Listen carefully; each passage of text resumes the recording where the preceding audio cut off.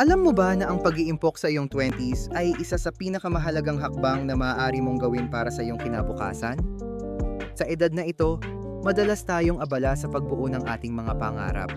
Pero hindi natin dapat kalimutan ang tungkol sa ating pinansyal na kalagayan. Bakit nga ba mahalaga ang pag-iimpok sa maagang edad? Una, ang compound interest. Isipin mo na lang, kung mag-iimpok ka ng kahit maliit na halaga ngayon, sa paglipas ng panahon, lalaki ito ng hindi mo namamalayan. Halimbawa, kung mag-iimpok ka ng 1,000 pesos at ito ay may interest na 5% kada taon, sa loob ng 30 taon, magiging halos 300 pesos na ito. Kung maghihintay ka pa ng 10 taon, mas mababa ang magiging halaga nito. Ang oras ang iyong kaibigan sa pag-iimpok. Pangalawa, ang mga hindi inaasahang gastusin. Sa buhay, maraming bagay ang hindi natin kayang kontrolin. Maaaring magkaroon ng emergency na sitwasyon tulad ng pagkakasakit, pagkasira ng sasakyan, o iba pang hindi inaasahang pangyayari. Kung may ipon ka, mas madali mong malalampasan ang mga ito nang hindi ka nagkakaroon ng utang. Pangatlo, ang mga pangarap. Anong mga pangarap mo? Baka gusto mong magtayo ng negosyo, bumili ng bahay, o mag-aral sa ibang bansa. Ang lahat ng ito ay nangangailangan ng pondo.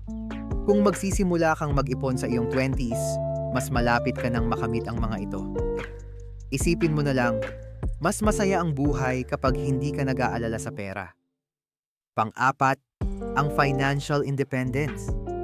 Sa pag-iimpok, nagiging mas malaya ka sa iyong mga desisyon. Hindi ka na nakadepende sa ibang tao o sa mga pautang. Ang pagkakaroon ng sapat na ipon ay nagbibigay sa iyo ng kapayapaan ng isip at tiwala sa sarili. At syempre, huwag kalimutan ang mga investment. Sa iyong 20s, magandang pagkakataon na simulan ang pag-i-invest.